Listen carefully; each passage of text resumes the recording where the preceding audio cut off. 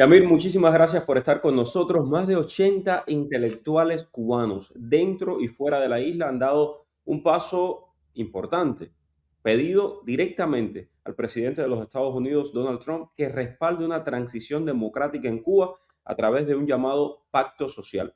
Estamos hablando de una propuesta, además, que incluye desde la liberación inmediata de los presos políticos hasta la creación de una asamblea constituyente digital, la salida del Partido Comunista del poder y una reconfiguración total del sistema político y económico de Cuba. Más allá del contenido, llama muchísimo la atención quienes lo firman: intelectuales, escritores, artistas, voces que históricamente han tenido un peso moral dentro de la nación cubana. Así que vamos a comenzar esta conversación con Amir Valle, un periodista muy querido. Ustedes saben muy bien, porque se los he contado en el pasado, que una de las, cuando yo leía Habana Babilonia, aquella novela que escribió Amir y que pasó de mano en mano, de USB en USB en toda Cuba, yo me quedé maravillado, ¿no?, de la valentía de este hombre y del compromiso de este hombre con contar, con narrar aquella Cuba profunda, aquella Cuba que no salía en los titulares de televisión. Y para mí siempre ha sido una de las figuras que más he admirado dentro del periodismo independiente y dentro de los escritores cubanos. Muchas gracias, Amir, por estar con nosotros. No, gracias a ti, Mario, por abrirme las puertas de tu programa, que siempre lo sigo. O sea, te digo que soy un fan tuyo, así que estar aquí para mí es un privilegio realmente. Gracias, Amir. Esta carta enviada al presidente Trump, tengo la carta por aquí, a ver si se las puedo compartir. Esta carta, aquí está. Mi editor me mata cuando yo hago estas cosas porque después él tiene que cubrir todo esto, pero bueno, nada. Esta carta enviada al presidente Trump nace desde la sociedad civil y no desde partidos políticos. Cuba es una sociedad muy fragmentada donde el régimen, ayer estábamos viendo esa entrevista desgraciada con Sandro Castro, donde Sandro Castro de que su abuelo respetaba a quien pensaba diferente. En Cuba ni siquiera los que piensan diferente han podido hacer un partido político, no digas ya quererle retar el poder al régimen comunista. ¿Crees que realmente podría tener capacidad de movilización dentro y fuera de Cuba o corre riesgo de quedarse como una propuesta más del exilio, una de estas tantas propuestas que hemos estado viendo? Mira, lo primero es que es una propuesta que nace desde la isla y desde el exilio al mismo tiempo. Vas a ver en las listas de firmas que hay escritores que viven dentro de la isla, activistas que viven dentro, o sea, distintas figuras que viven dentro de la isla y fuera de la isla, y que de hecho el grupo gestor, la mitad vive en Cuba y la otra mitad vive fuera. Y lo importante es que nos hemos dado cuenta de que estamos en un momento en el que hay por primera vez casi que una unanimidad en todas las áreas de la vida social en Cuba que están pidiendo a gritos que Cuba tiene que cambiar, sí o sí, sea con la intervención directa de Estados Unidos, sea con la intervención de otros actores internacionales, pero tiene que cambiar. Por esa razón molestó tanto el hecho de esta caravana que fue a la isla de Pachanga y de Holgorio, y que además el partido Podemos básicamente haya apoyado tan fuertemente a la isla, y eso se ha visto en la isla como una ofensa precisamente al dolor del pueblo cubano, ¿no? O sea, ese marco es el que hace generar de pronto esta iniciativa, Mario, que lo que pretende es dejar que no sea una carta más de las tantas que se le han escrito a los políticos en el mundo. En los últimos años yo recuerdo que, por ejemplo, al Papa, tanto Francisco como el anterior, se le escribieron alrededor de unas 20 cartas públicas abiertas.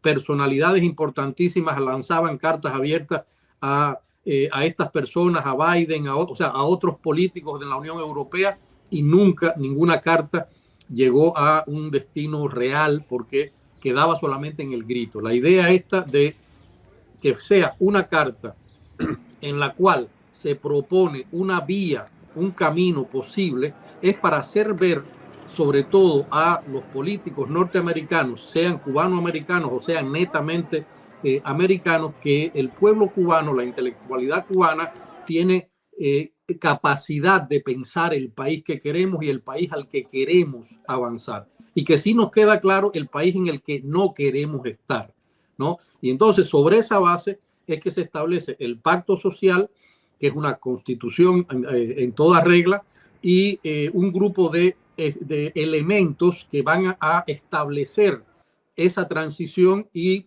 en las cuales creemos que está, digamos, la Cuba que nosotros queremos. Una Cuba en la que, Mario, por primera vez en 70 años, el ciudadano, esa persona de a pie, tenga una voz real y no sea sencillamente una pieza con la cual los políticos, sean del ala que sea, o la política general juegue a su antojo, ¿no? Que sea el ciudadano de a pie, y por eso la constituyente ciudadana es esencial dentro de toda esa estructura.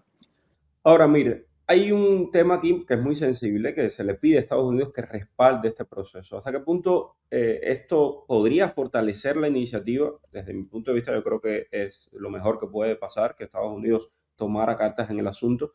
¿O crees que esto también pueda ser utilizado por el régimen y por sus adeptos para hablar de injerencia extranjera?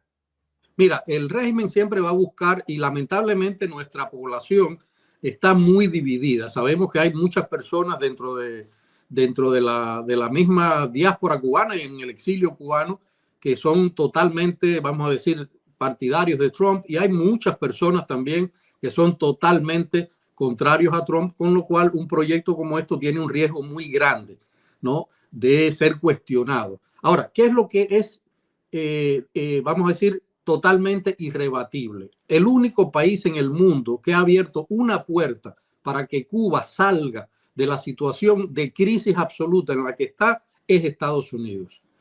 Que lo haya hecho ahora con la administración de Trump me da exactamente, a nosotros nos da exactamente igual si haya sido con Trump o haya sido con otra persona. Recordemos lo que pasó con Obama, que de muy buena fe se abrió completamente a todas aquellas propuestas, y en qué quedó. Sencillamente el propio gobierno cubano cortó por lo sano toda una propuesta que pudo llegar a buen puerto, aunque había cosas que realmente sabíamos los cubanos que por esa vía no iban a funcionar. Ahora, Estados Unidos ahora es el único protagonista. Tenemos, Mario, acá una Unión Europea que sigue mirando desde la barra del estrado lo que pasa en el escenario latinoamericano, y es incapaz de operar en Venezuela, en Nicaragua, en Cuba. O sea, tenemos esa Unión Europea que, digamos, es la otra fuerza. Tenemos a una España totalmente cómplice de la dictadura.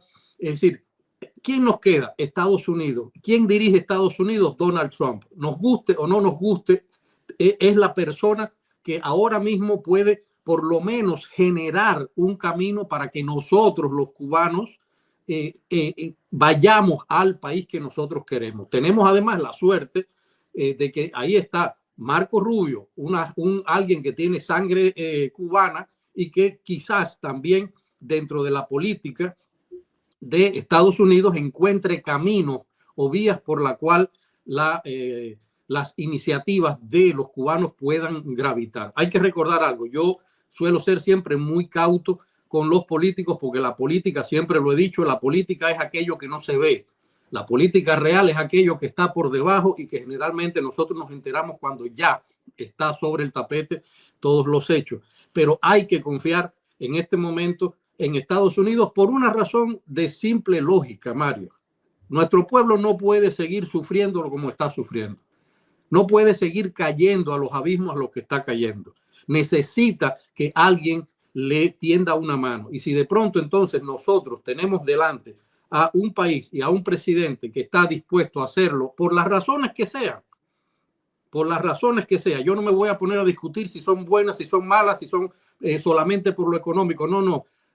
Que se abra esa puerta y que nosotros, los cubanos, entonces seamos capaces de encarrilar el carro de la transición y del cambio. Eso es lo único que realmente a mí me interesa, y creo que es lo que los que llevamos adelante este proyecto tenemos muy claro, ¿no? Que es una propuesta, ojo, una propuesta de país, una propuesta de transición que yo, que he mirado otras propuestas de otros colegas, de otros compatriotas en Europa y en Estados Unidos, tienen muchos puntos en común con otras propuestas que se han hecho, ¿no? Pero aquí está claro decirle a Estados Unidos y a los políticos en Estados Unidos o en otros o a otros actores internacionales. Ojo, en Cuba sabemos lo que queremos, sabemos por dónde queremos ir y sabemos además el país al que queremos llegar. Eso creo que es importante. Hay dos puntos aquí que me gustaría remarcar contigo y creo que lo has comentado. El tema de Europa. Es decir, cómo Europa y específicamente España, que es quien lleva la voz cantante hacia Cuba y hacia América Latina, es una cómplice de la dictadura. Nada más que hay que ver lo que han hecho los políticos españoles, Pablo Iglesias, desde un hotel de lujo diciendo que la crisis no era tan grave como la querían presentar.